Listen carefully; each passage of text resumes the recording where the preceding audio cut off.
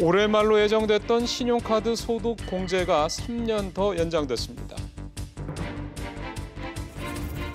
지난달 새로 취업한 근로자가 26만 명을 넘어서 13개월 만에 가장 크게 늘었습니다. 미세먼지를 사회 재난에 포함하는 내용의 미세먼지 대책이 오늘 국회 본회의를 통과했습니다. 정부가 올해 안에 12조 원이 넘는 민자 사업들을 착공하기로 했습니다. 이상임을 헤드라인입니다.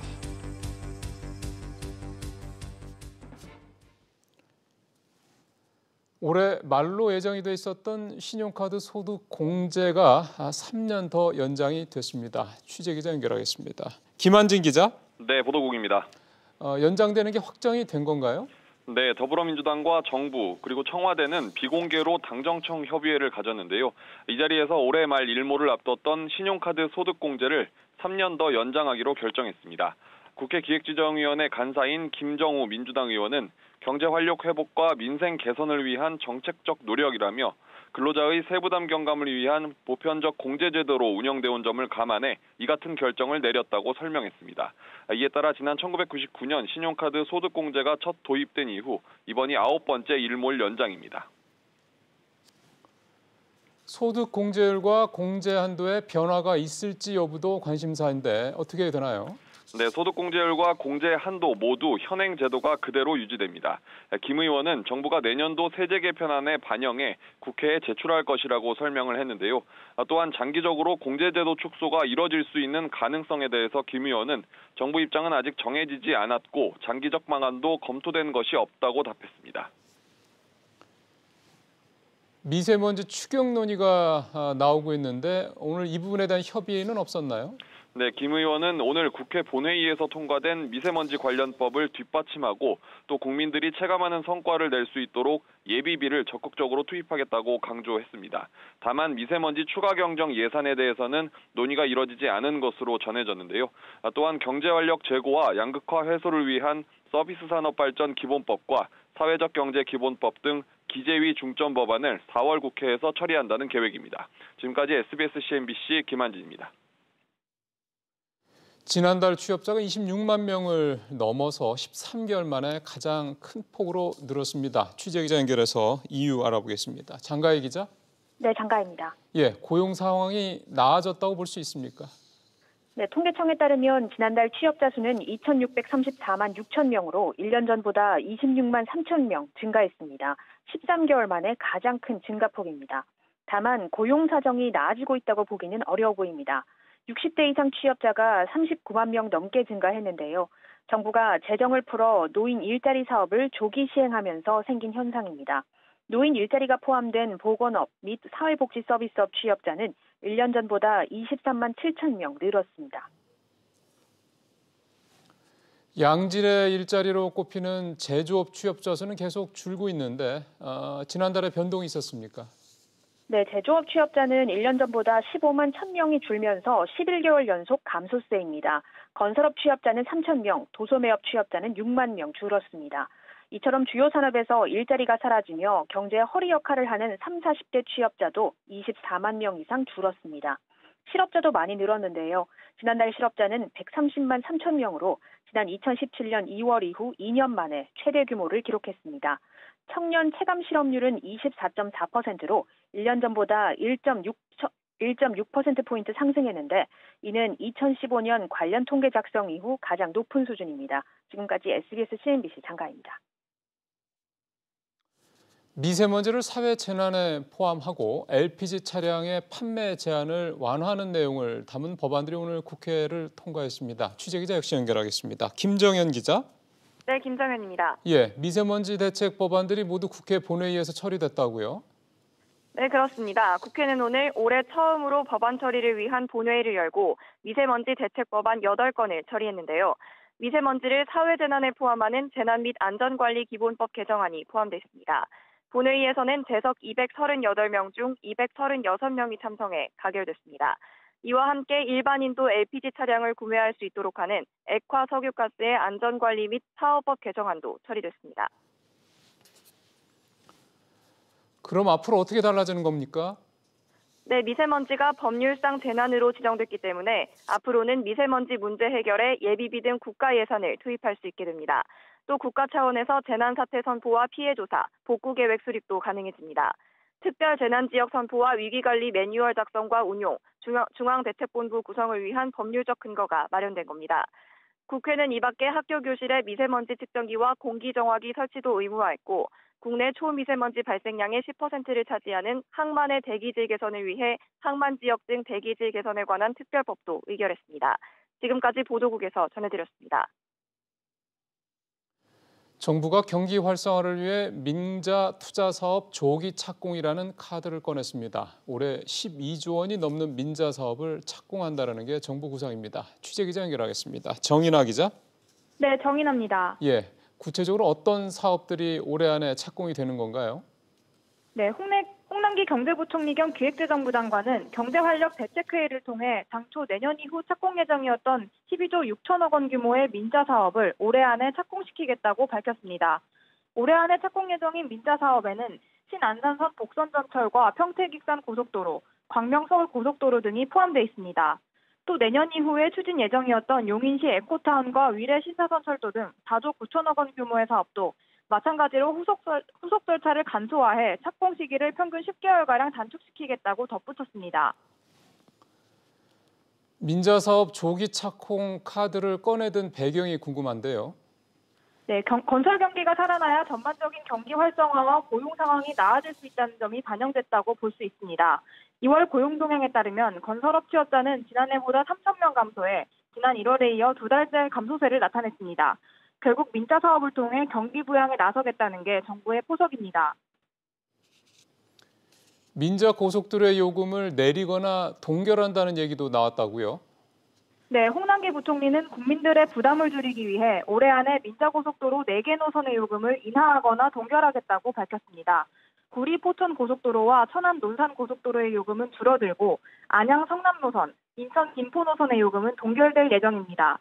또 정부는 민간 투자 사업 추진 방안을 효과적으로 추진하기 위해 범정부 차원의 민간 투자 활성화 추진 협의회를 구성해 교 사업들의 추진 과정을 집중 관리하겠다고 덧붙였습니다. 지금까지 SBS CNBC 정인아입니다.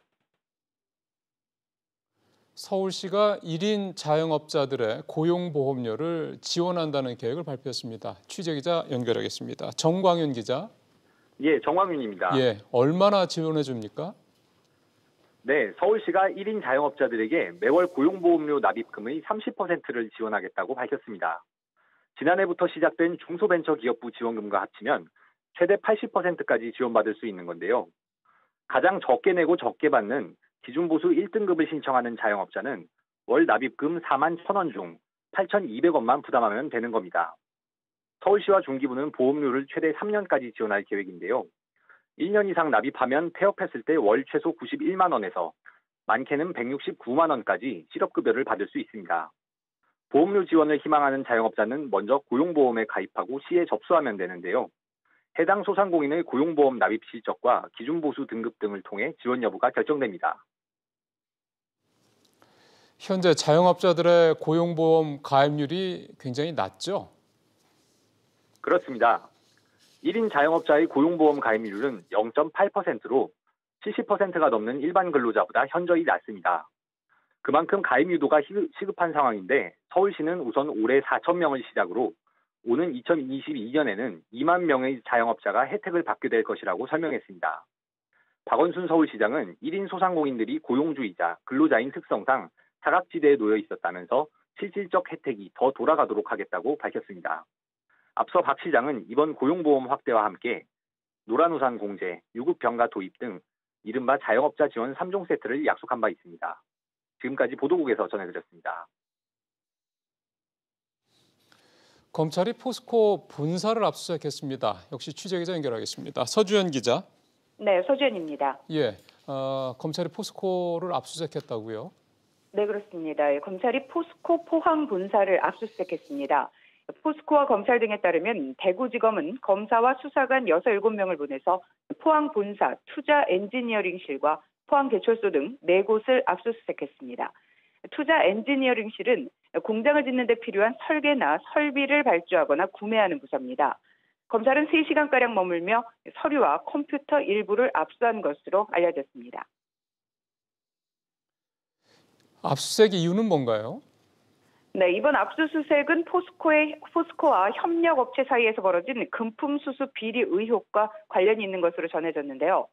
지난해 포스코는 투자 엔지니어링실 소속 직원이 협력업체로부터 금품을 받은 사실을 파악하고 징계 면직 등 중징계를 내렸습니다.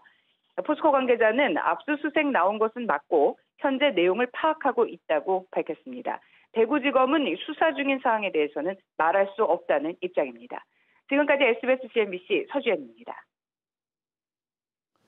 올해 상반기 주요 대기업 5곳 가운데 한 곳은 지난해보다 채용 규모를 줄이거나 아예 채용 계획이 없다라고 한 조사 결과가 나왔습니다. 한국경제연구원과 리서치앤리서치가 함께 조사한 결과에 따르면 종업원 수 300명 이상, 매출액 500억 원대 이상의 기업을 대상으로 상반기 신규 채용 결과를 물은 결과 조사에 응답한 126개 기업 가운데 약 20%가 이렇게 답했습니다. 채용 계획을 세우지 못한 것도 46%나 됐습니다.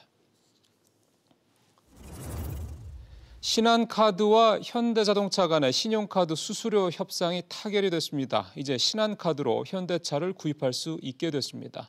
인상된 수수료는 현대차가 제시한 1.89% 수준인 것으로 알려졌습니다. 현대차는 삼성카드, 롯데카드와도 협상을 진행 중이라고 밝혔습니다. 교보생명이 인터넷 은행 참여를 포기하기로 했습니다. 교보생명은 인터넷 은행 참여 여부를 놓고 실무선에서 검토를 거친 결과 참여하지 않기로 최종 결정했다고 밝혔습니다. 국내 1위 치킨 프랜차이즈인 교촌치킨의 창업자 권원광 회장이 회장직, 대표이사직을 모두 내려놓기로 했습니다. 오늘 퇴임을 공식 선언하고 전문 경영인 체제를 도입하겠다고 권 회장은 오늘 밝혔는데 신임 대표이사에는 황학수 현 교촌 F&B 총괄사장이 선임될 것으로 전해졌습니다.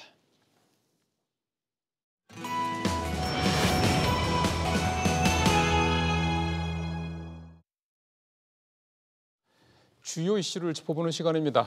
오늘도 최단비 변호사, 정철진 경제평론가 두 분 모셔서 얘기 나눠보겠습니다. 자, 두 분 어서 오십시오. 안녕하세요. 정평론가님, 네. 이 미세먼지 대책법안 얘기부터 좀 해봤으면 좋겠는데 8건이 국회를 통과했는데 네. 어떤 것들이죠? 진짜 오랜만에 국회가 한마음 뜻으로 일을 좀 했습니다. 가장 이슈가 됐던 건 역시 액화가스에 관한 개선안, LPG죠? 계속 LPG 차량을 일반인에게 허용한다는 것 가장 관심이 뜨거웠고요. 이 밖에도 우리가 이제 중국에 뭐라고 좀 이출을 제출해야 되는 거 아니겠습니까? 그러니까 큰 틀에서 대외적인 컨트롤 타워를 좀 만들자. 그래서 문제가 있을 때 중국한테 좀 얘기를 하자라는 대화 창구도 만들자는 것도 이제 입법적으로 마련을 하게 되고요. 그래요? 학교 시설이나 이런 것들에 대해서도 이제 공기청정기라든가 이런 것들을 좀 복원하게 되고 있고요. 지금 법안들 쭉 나오고 있지만은 이제 가장 중요한 것이 재난 및 안전관리 기본법 개정안이라고 해서 미세먼지 자체가 이제 사회 재난이라고 했던 이제 거기서부터 모든 것들이 출발되는 굉장히 오늘 일을 좀 꽤 했던 이제 그런 모양새가 나오고 있고요. 예. 학교 보건법이라든가 실내 공기질 관련해서는 아마 학교에서도 공기청정기를 도입하고 싶어도 예산 따로 떼야 되고 막 또 이런 거 저런 것도 서류 구비해야 되지 않습니까? 저런 거 좀 빨리 할 수 있도록 하는 이제 법들을 총 8개를 어제 나경원 원내대표 그것 때문에 좀 내용이 있었지만은 그래도 저 법안만큼은 잘 통과가 돼서 마무리가 됐습니다. 예, 뭐라 할 때 뭐라 하고요. 일할 때 일하면 되죠, 네. 근데 뭐라 할 때도 일을 안 하니까 문제가 되는 거죠, 오늘 변호사님 나오시니까 이 얘기 좀 여쭤봐야 되겠네요. 미세먼지에 대해서 이제 국가 예산을, 그러니까 미세먼지가 사회 재난이 되면 미세먼지 문제에 국가 예산을 투입할 수 있는 법적인 길이 열렸다. 네. 이렇게 얘기를 하는데 지금 우리 정평론가님 말씀대로 학교에다가 공기청정기 설치하는 이런 것들이 이제 국가 예산으로 가능하다 이런 얘기인 거죠. 직접적인 예산 지원의 근거도 생겼고요. 말씀하신 그러한 광범위한 예산 지원의 근거도 생겼다라고 보시면 되겠습니다. 먼저 직접적인 예산 지원과 관련돼서는 이 재난 및 안전관리 기본법 개정안에서 이 미세먼지가 법률상 재난이다라고 선포를 하면 이 미세먼지 해결에 국가 예산을 투입할 수 있는 직접적인 근거를 마련을 했어요. 그리고 환경부 장관이 미세먼지 연구 관리센터에 업무 수행에 필요한 예산도 지원할 수 있도록 근거를 했고요. 예. 간접적으로는 말씀하신 것처럼 지하철 역사 내에 실내 공기질을 측정할 수 있는 기기를 부착한다거나 학교에 공기청정기를 부착할 수 있는 근거를 마련한다거나 이런 식으로 광범위하게도 국가 예산을 지원할 수 있는 근거가 마련됐습니다. 이게 되게 좀 우문일 수 있긴 한데요. 그러니까 이를테면 그 학교에서 뭐 공기청정기를 학교 예산으로 사서 설치를 할 수 있는 거지 않습니까? 학교 예산이 뭐 있으면.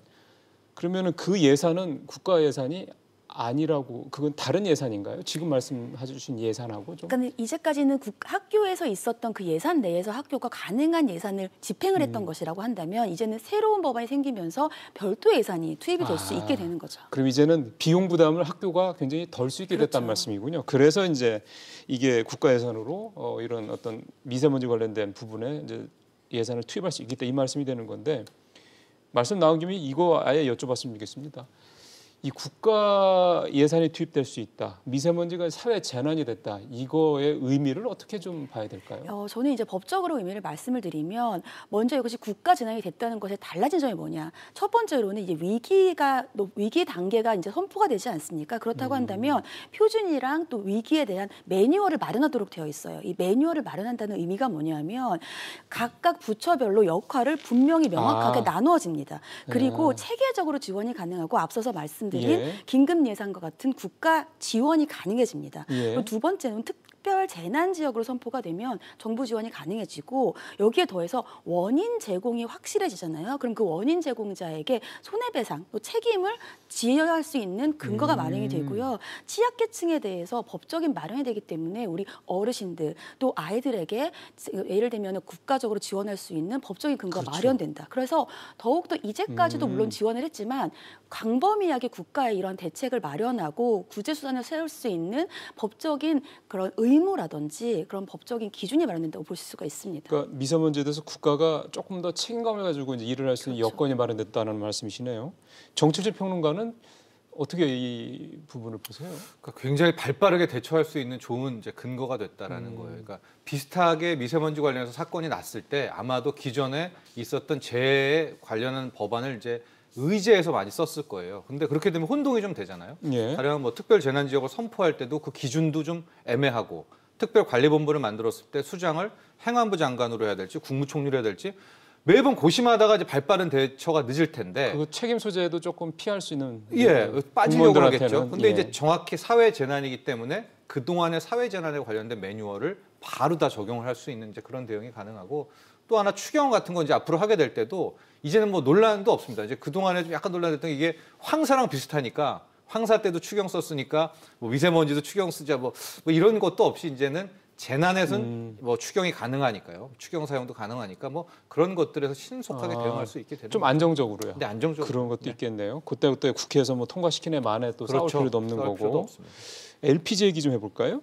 이게 근데 미세먼지 저감에 효과가 있을까 싶습니다. 논란입니다. 이게 어제는 효과가 있다라고 했는데 하루 지나면서 약간 좀 찬반 양론이 나오고 있는데요. 일단 산업자원부는 에너지경제연구원 자료를 이제 도입을 해서 초미세먼지는 거의 뭐 2020년, 30년까지 70톤 넘게, 그 웬만한 미세먼지는 7,000톤 이상 이제 지소산화물을 줄인다라고 했는데, 그 전제 조건이 LPG 차를 많이 타야 됩니다.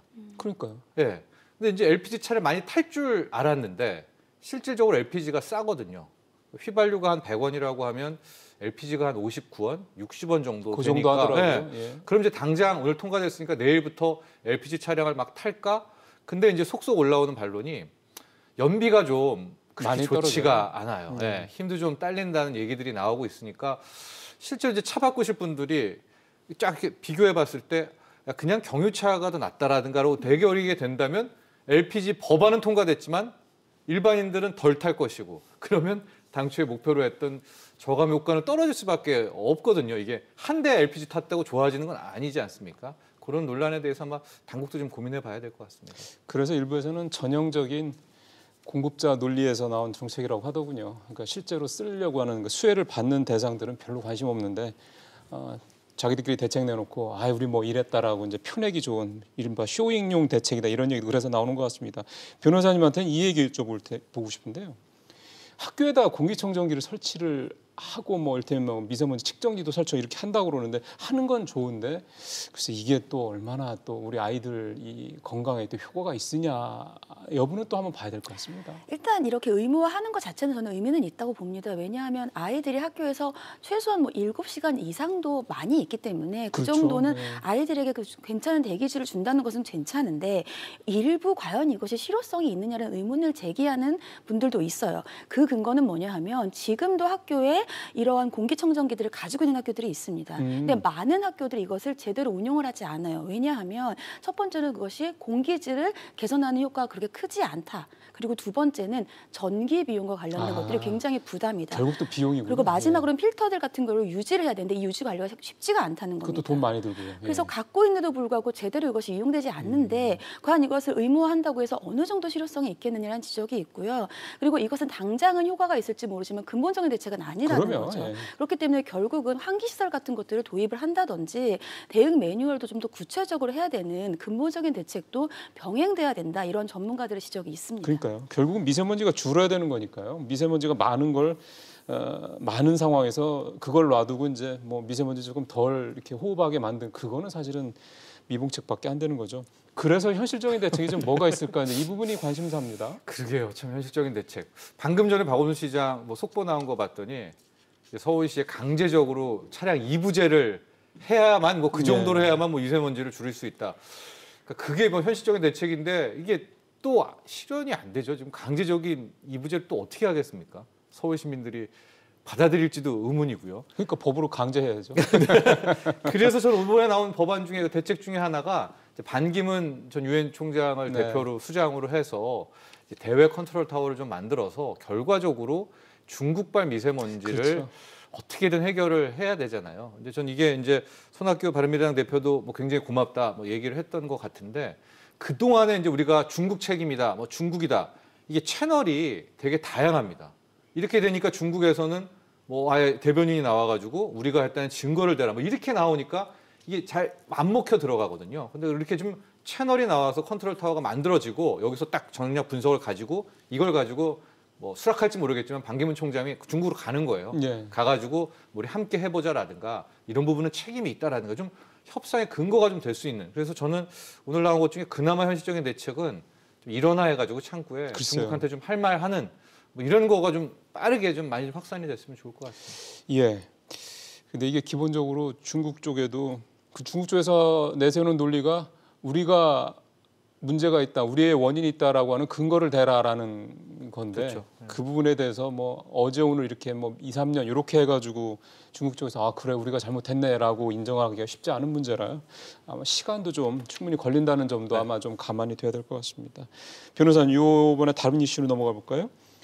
업무 추진비라는 게 있지 않습니까? 그 감사원이 그거를 이제 점검을 하는데 이 업무 추진비가 왜 자꾸 이렇게 문제가 되는 걸까요? 이 업무 추진비는 크게 두 가지로 문제가 된다고 보시면 됩니다. 첫 번째는 업무 추진비는 공적인 용도로 사용을 해야 그렇죠. 되죠. 근데 업무와 관련 없는 사적인 용도로 사용한 것, 그것이 첫 번째로 문제가 되는 것이고 네.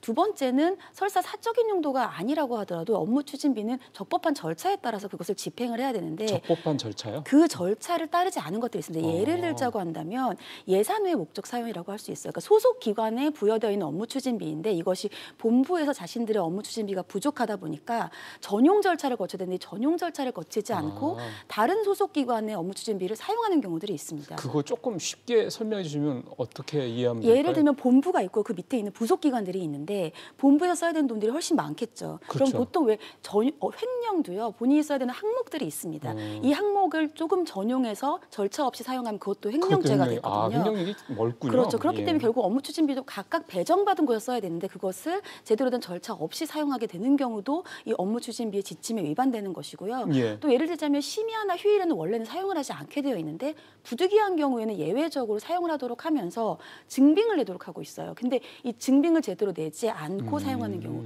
이런 것들 크게 두 가지로 문제가 되고 있습니다. 그 감사원의 점검 결과가 나왔는데 평론가님, 네. 1,700건에 달하고 영화관, 커피숍에서 이렇게 공물을 보는지 싶네요. 네, 청와대 관련해서는 또 뭐 비싼 일식집도 있었고 굉장히 네. 많았었는데 어쨌든 사적 사용이다 이런 부분은 잘못됐다라고 얘기는 했지만 대체적으로 감사원의 모든 거의 최종 결론은 업무 연관성은 있었던 것으로 파악이 된다. 또 하나 청와대라는 곳의 업무 특성상 좀 대외적으로 좀 숨겨야 될, 알리지 않아야 될 뭐 그런 특징이 있지 않습니까? 예. 거기에 비춰봤을 때 이번이 어떤 불법은 아니다라는 이제 최종 결론을 좀 내려지면서 그간 뭐 끌어왔던 굉장히 언론에서도 매스컴에서 많이 나오지 않았었습니까? 일단 감사원의 이번 결과 보고로 일단락이 난 것 같은데 그럼에도 불구하고 어쨌든 김영란법도 어기게 된 거고요. 어떤 법 충돌에 있어서 예. 그런 것들은 앞으로는 좀 업무 추진비 관련해서 풀어야 돼서 청와대도 숙제가 아닌가 보여집니다. 예, 이제 두 분한테 이 업무 추진비와 관련돼서 좀 생각을 좀 들어봤으면 좋겠는데 변호사님, 감사원에서 이걸 점검을 하잖아요. 감사원도 사실은 공무원 아닙니까? 감사원도 업무 추진비를 쓸 거고요. 기재부에서 예산을 받아서. 그럼 그거를 감사원에서 기재부의 업무 추진비를 감사한다? 또는 뭐 어디 뭐 산업부나 이런 부처의 업무를 청와대나 이런 데 감사한다? 결국은 같은 공무원들끼리 본인들이 쓴 거를 감사하는 이거는 좀 공정하지 않을 수 있으니 아예 이런 부분들은 좀 뭐 국회라든가 아니면 다른 제3의 어떤 이런 데서 이렇게 감사를 하게 하는 게 오히려 더 효율적이지 않을까요? 사실은 이 감사원이 있는 감사원의 존재 목적이 바로 이러한 공무원들이 제대로 이런 것들을 사용하고 있는지가 그렇죠. 감사입니다. 근데 말씀하신 것처럼 사실은 이번 감사도요, 기재부가 자체 조사를 하다가 뭔가 국민에게 좀 더 공정한 결과를 네. 내주자 해서 감사원에 이것을 요청을 한 것인데도 불구하고 과연 이렇게 공무원들끼리 제대로 된 그러니까요. 감사가 이루어질 수 있는가라는 우려가 있잖아요. 그렇기 때문에 감사하는 과정에서 지금 현재는 그렇게 감사원에 있는 권한을 가진 사람들이 하지만 조금 더 투명성을 갖추기 위해서는 외부 예를 들면 그렇죠. 전문가들을 좀 감사원에서 도입을 하더라도 한다거나 예. 아니면 그런 절차를 조금 더 투명하게 해서 모든 사람들이 이것을 제대로 감사 결과뿐만이 아니라 감사의 과정도 좀 볼 수 있게 하는 그러니까요. 거거든요. 이런 것들이 사실은 필요해 보입니다. 그러니까 이렇게 해명을 해놓으면 뭐 문제 없다 이런 식으로 해명을 해놓으면 국민들이 꼭 뭐하러 감사하냐 이렇게 또 생각을 하실 수가 있을 것 같아서 같은 질문을 우리 정평론가님한테도 이거 좀 업무 추진비 이 부분에 대해서는 좀 뭔가 근본적으로 좀 이렇게 하면 좋지 않겠나 그렇죠. 혹시 생각되시는 게 있으신가요? 이런 거는 좀 조금 뭐라고 그래야 될까요? 너무나 세심할 필요가 없이 좀 큰 틀의 기준 하나는 있어야 되지 않을까 이렇게 보여집니다. 오히려요? 예, 이번에 이제 기재부도 같이 면제부를 받았거든요. 뭐 내용을 좀 보니까 백화점 뭐 영화 보고 면세점에서 했는데 이게 이제 사적 사용이기는 맞지만은 그 선물이 누구한테 갔나 봤더니 어쨌든 기재부에 도움을 준 사람한테 갔기 때문에 감사원은 정수조사 결과 네. 괜찮다 이렇게 이제 판결을 내렸는데요. 이런 식으로 하다 보면은 다 빠져나가거든요. 그러니까 아예 큰 틀에서 사적 유용은 무조건 잘못됐다라니까 이런 뭐 큰 틀의 기준이 이제 놓고선 밑에 가지치기는 빠져나가지 못하는 정도의 그런 감사 방법이 필요하지 않을까 이렇게 보여집니다. 이른바 네거티브 방식을 쓰자 이거죠. 그렇죠. 너무 네. 틀어 막아가지고 한다고 해봤자 결국은 구멍이 생길 수밖에 없으니 네, 다 빠져나갑니다. 이렇게 하면은요. 예. 네. 어찌 보면은 이 업무 추진비의 성격을 한번 공무원분들께서 좀 정확하게 다시 한번 생각을 해보시는 것도 그게 그냥 어디서 나오는 게 아니라 국민들 세금에서 나오는 거 아닙니까? 그거를 뭐 필요하시면 쓰셔야 되는 건데 좀 국민들께서 납득하시게 내가 그걸 썼을 때 당당하게 쓸 수 있는 어떤 이런 부분들에 대한 좀 고민들을 좀 한번 해보셔야 되지 않을까 그런 생각도 좀 드네요. 오늘 최단비 변호사님, 정철치 평론가 두 분과 몇 가지 주제에 대해서 쭉 나눠봤습니다. 말씀 잘 들었습니다. 고맙습니다.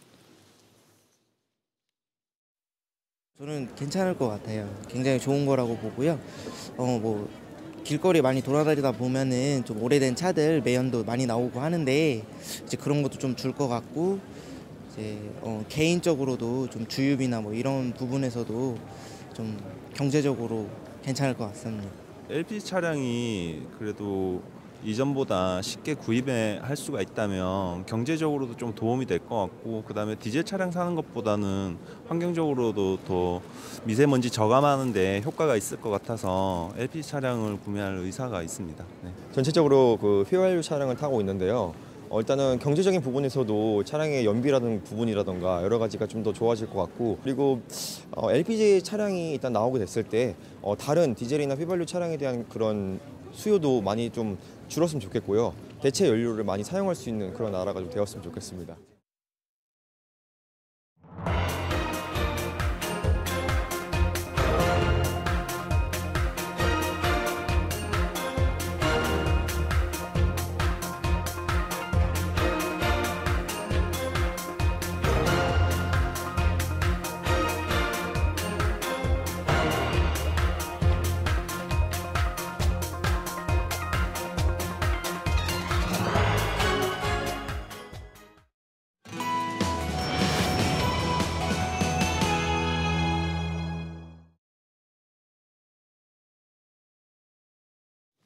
예. 2월달 고용 동향이 나왔습니다. 일단 수치상으로는 작년 1년 내내 사실 올 1월까지 나온 수치들이 워낙에 안 좋았기 때문에 26만 명이나 늘었다, 13개월 만에 최고치로 늘었다라는 수치만큼은 뭐 조금 걱정을 덜 수 있다 이렇게 볼 수도 있겠습니다만 또 여러 가지 또 좀 내용을 좀 짚어봐야 될 것 같습니다. 또 이 고용과 관련해서 또 뭐 추경 얘기도 또 나오고 그래서요. 이 추경 관련된 부분들 필요한 상황인지 필요하다면 또 어느 정도가 필요한 건 이런 부분에 대한 얘기까지 오늘 조금 더 얘기를 좀 나눠보겠습니다. 오늘 도움 말씀을 위해서 한국외국어대 최양호 경제학과 교수, 그다음에 중앙대 경영학과 위정현 교수 두 분 모셔서 말씀 나눠보겠습니다. 어서 오십시오. 반갑습니다. 교수님, 최 교수님, 네. 고용 동향 결과 일단은 어떤 생각이 드시던가요? 저희가 1월 달에 이제 나왔을 때 사실 1월 달하고 2월 달이 사실은 굉장히 최악이거든요. 왜냐하면 졸업을 하고 그러면 이 실업자 수가 30만씩 항상 늘었어요. 근데 그것이 이번에는 좀 줄어들면서 숫자상으로는 좋은데 세 가지로 표현할 수가 있습니다. 60세 이상 고령층이 많이 이번에 취업을 됐고요. 임시 일용직 중심으로 갔고 그다음에 36시간 미만의 단시간에 그런 임시직들에 많이 쌓였기 때문에 이게 과연 우리가 박수쳐야 될 숫자냐? 아니 노인 일자리가 어떻게 60대 이상이 39만 7천 명이 늘 수가 있습니까? 그것도 61세에서 64세까지 13만 명, 64세 이상이 26만 명이에요. 그러면 정말 노인들이 많이 취직을 했다는 얘기네요. 그래서 이제 통계국장이 이제 설명하기를 노인 일자리 뭐 사업이 뭐 펼쳐졌기 때문에 그 효과로 그렇게 나왔다 그러는데 과연 이걸 갖고 우리가 좋게 볼 일은 아니죠. 좋은 일자리냐? 뭐 그것도 그렇죠. 과연 우리의 생계를 유지할 수 있는 일자리냐? 여기에 굉장히 의문이 가지 않을 수밖에 없습니다. 예. 그렇게 말씀을 하시니까 좀 우울해지네요 또. 위 교수님은 전체적으로 이번 고용 동향에서 어떤 게 좀 포인트로 느껴지시던가요? 네, 저도 양적으로는 즉 숫자는 늘었지만 정말 내용적으로는 대단히 어떤 취약하다라는 점에 있어서의 어떤 문제가 있었다고 좀 생각이 듭니다. 그래서 특히 이제 일자리를 둘러싸고 청년층과 노년층이 충돌하는 세대 간 갈등 말씀하시군요. 이런 양상도 좀 보이고 있다고 좀 느껴집니다. 그러니까 결국에는 재정 지출이 그 노년층을 중심으로 이제 투입이 되면서 집중적으로 그러니까 단기 일자리 그리고 임시 일자리가 투입이 되면서 상대적으로 청년층의 일자리에 돌아가야 될 예산이 노년층에 돌아가고 있는 그런 점에서 보면 일자리를 둘러싼 그 세대 간의 갈등 또 세대 간의 충돌이 이번 지표에서 좀 확연하게 드러나고 있다. 글쎄요. 이렇게 좀 볼 수 있을 것 같습니다. 지금부터는 두 분과 2월 고용 동향의 좀 구체적인 부분들로 좀 하나하나 좀 들어가 보겠습니다. 첫 번째는 업종 상황입니다. 이번 달에도 역시 제조업이나 기존에 작년에 계속 안 좋았던 도소매, 뭐 숙박 이쪽은 계속 좀 안 좋고요. 정부가 직접 일자리를 창출한다고 할 수 있는 공공 쪽, 뭐 이쪽은 일자리가 늘었더라고요. 업종별로는 어떤 특징이 느껴지던가요? 그래서 이제 보건업, 뭐 그다음에 사회복지, 뭐 소위 말하는 공공에서 이끌고 있는 부분들. 그러니까 뭐 담배꽁초 준다든가 뭐 이 대표적인 공공 일자리죠, 뭐. 교실에 불 끄고 불 켜는 그런 작업까지 했을 때 그런 자리가 23만 개가 좀 늘었고요. 그런데 보면은 제조업은 15만 명이 줄었습니다. 제조업이 감소 폭이 굉장히 커졌네요. 커졌습니다. 그리고 지금 제조업이 특히 저희가 지금 주시하는 거는 재고가 굉장히 증가하고 있습니다. 그래서 증가하고 있죠. 7% 이상대를 가기 때문에 각 기업에서는 지금 벌써 불황에 대비하는 거 아니냐는 그런 신호들이 와 있고요.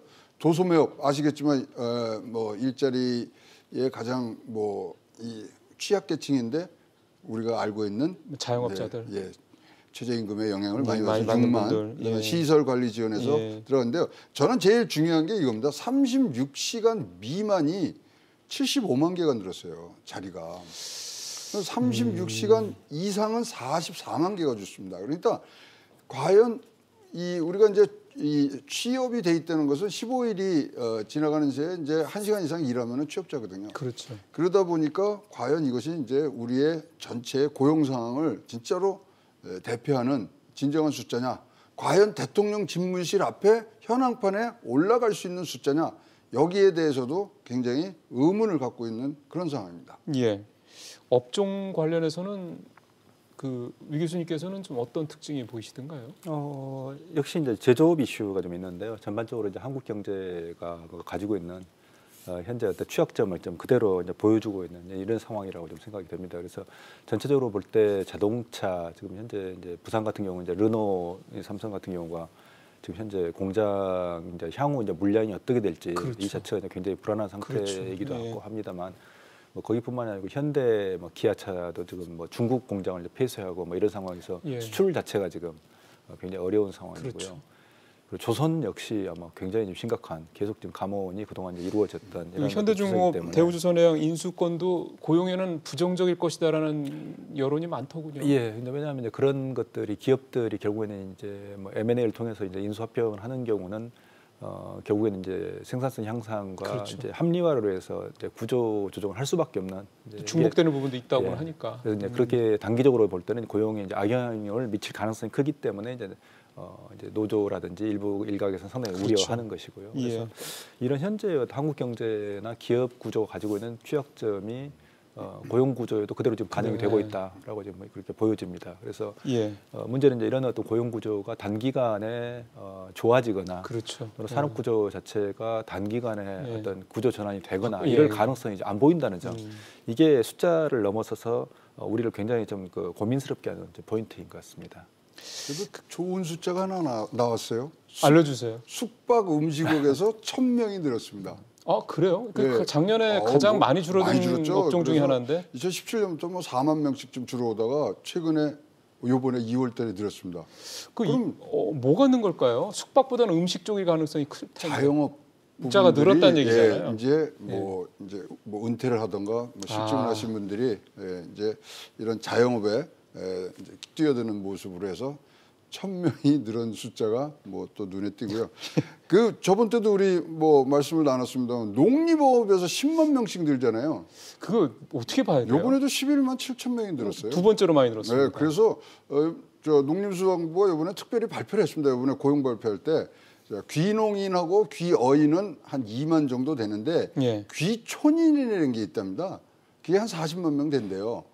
그래서 그분들이 이제 이러한 농림호업 쪽에서 일하기 때문에 이런 증가가 간다 이러는데 아직도 저는 의문은 풀리지 않고 있습니다. 그분들이 가서 글쎄요 일을 한다고 봐야 될까 싶습니다. 이를테면 집에서 한 10평 정도 텃밭을 가꾸는 것도 그것도 구직이라고 해야 될지 싶어서요. 뭐 이제 자기의 자가 소비면은 안 되겠지만은 뭐 자가 판다면 한다면 이제 판다면은 그렇게 되겠죠. 근데 이제 저 같은 경우는 그 이제 1,000명이 숙박 음식료 이런 쪽이 늘어나는 것에 대해서 조금 저는 이제 낙관적으로 보지 않는 게 현재 이제 최저임금이나 이런 이슈 때문에 특히 이제 뭐 이 그 주 뭐 42시간인가요? 그 어떤 근로시간 어떤 단축으로 인해서 지금 자영업자들이 굉장한 지금 데미지를 타격을 입고 있는 상태이기 때문에 결국에는 개인 자영업자가 굉장히 늘어난 것 같습니다. 그러니까 종업원을 두지 않고 혼자 개인과 또는 가족 또는 부부가 하는 이런 경우가 있기 때문에 근데 실제로 지금 우리나라의 어떤 자영업의 어떤 비중을 보면 선진국 대비 한 3배, 인구 대비 3배 정도 높거든요. 그렇죠. 거의 뭐 죽음의 길로 들어서는 거죠. 그런 점에서 볼 때 결국에는 그런 것들이 현재 정규직이라는 어떤 기존의 안정된 스테이블한 어떤 잡에서 밀려 나오는 분들 아닌가 혹시 그리고 귀촌인들 자체도 결국에는 도시에서 이제 시골로 들어간다는 자체가 잡에 대한 기대를 포기하는 거 아닌가 하는 그런 어떤 불안감도 좀 느끼고 있습니다. 또 계속 근로소득이 확 줄거나 없는 상황에서 이 대도시에서 생활을 유지한다라는 게 비용 부담이 아무래도 크다라는 점 그런 점도 좀 감안이 되지 않을까 싶습니다. 두 번째로 살펴볼 부분은 연령인데요. 작년에 30대에서 50대까지 어떻게 우리 경제의 핵심, 그러니까 허리라고 할 수 있는 연령대가 인원이 굉장히 많이 줄었습니다.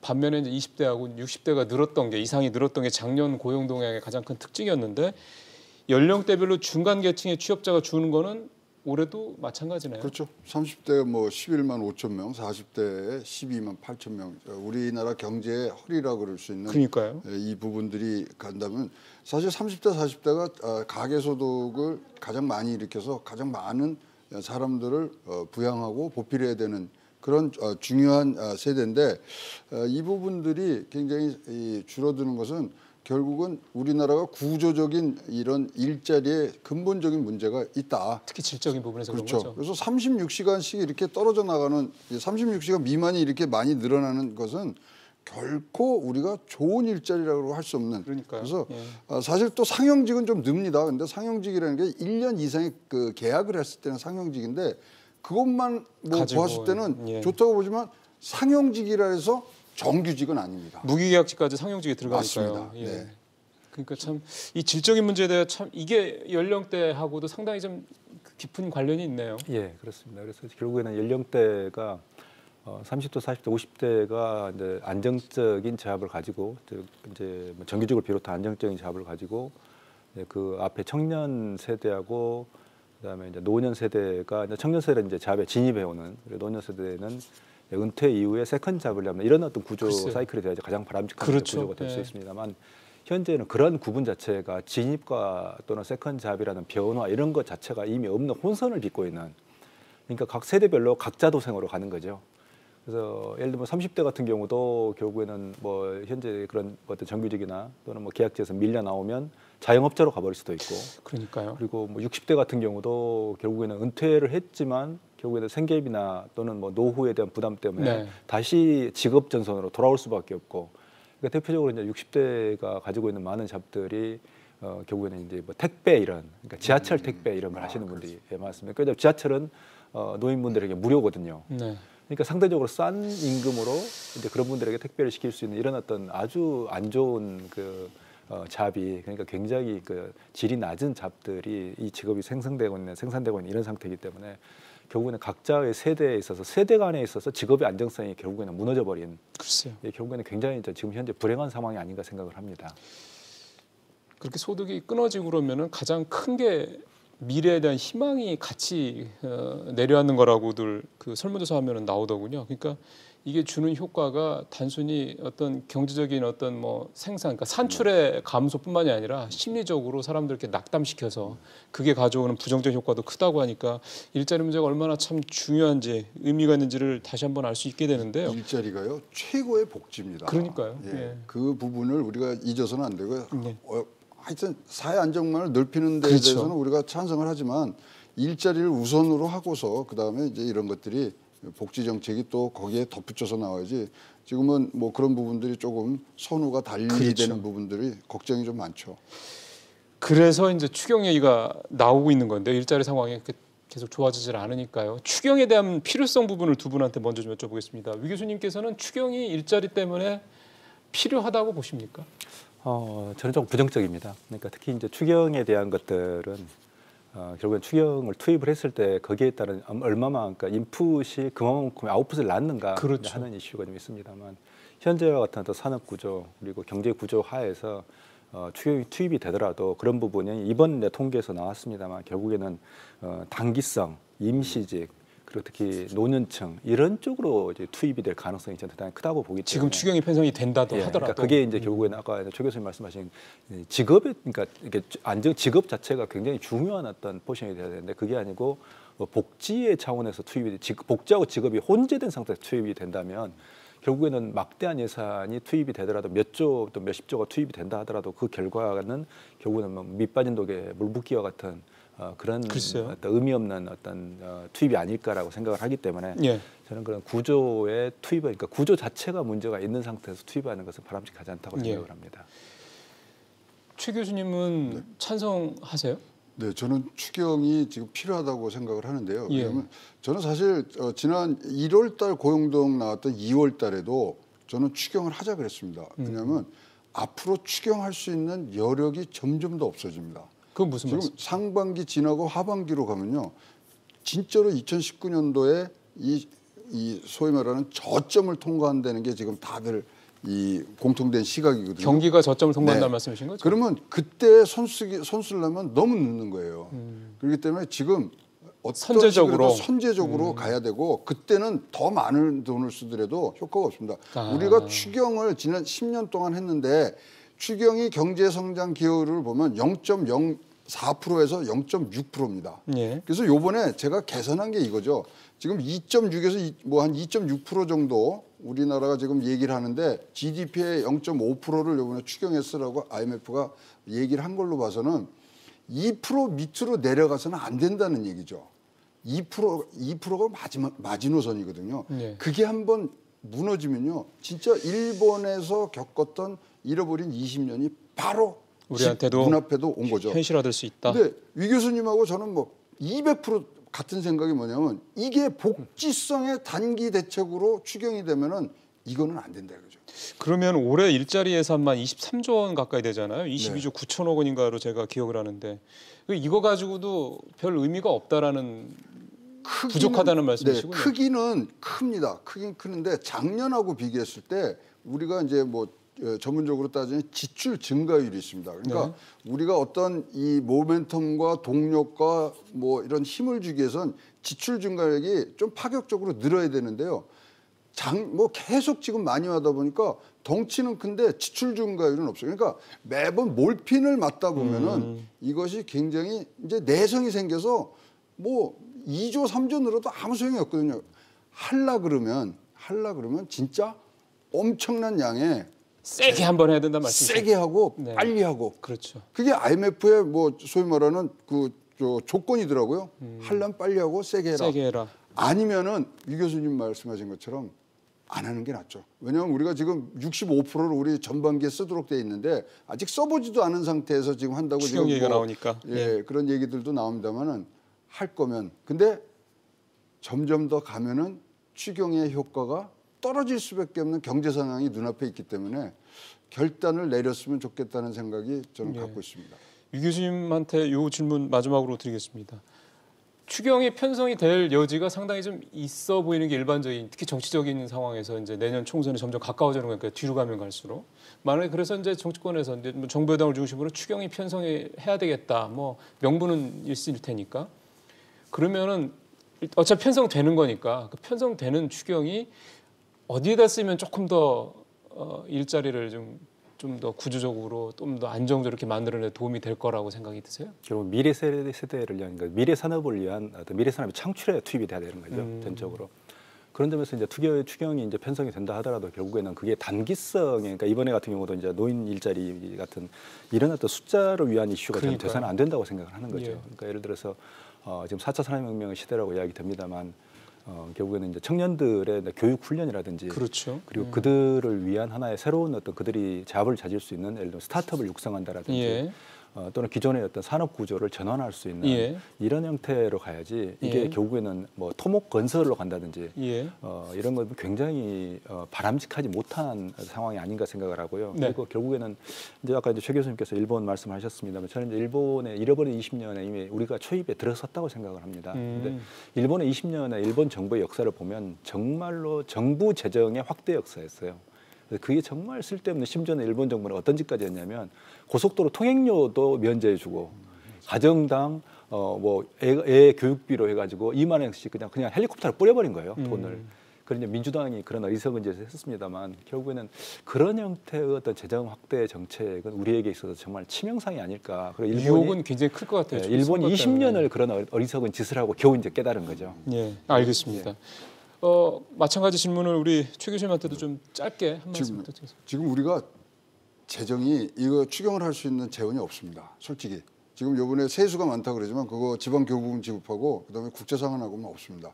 그래서 이것을 어떻게 하면 이제 그러려면 이제 국채를 발행해야 되는데요. 목적성 국채를 발행하자 이거죠. 4차 산업.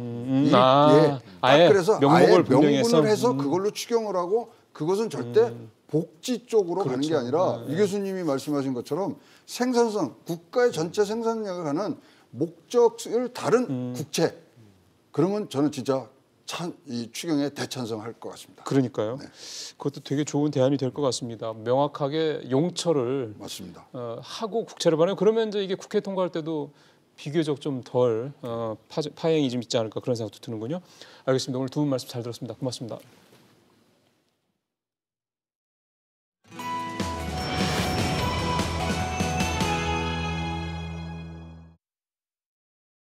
오늘은 여기서 마치겠습니다. 고맙습니다.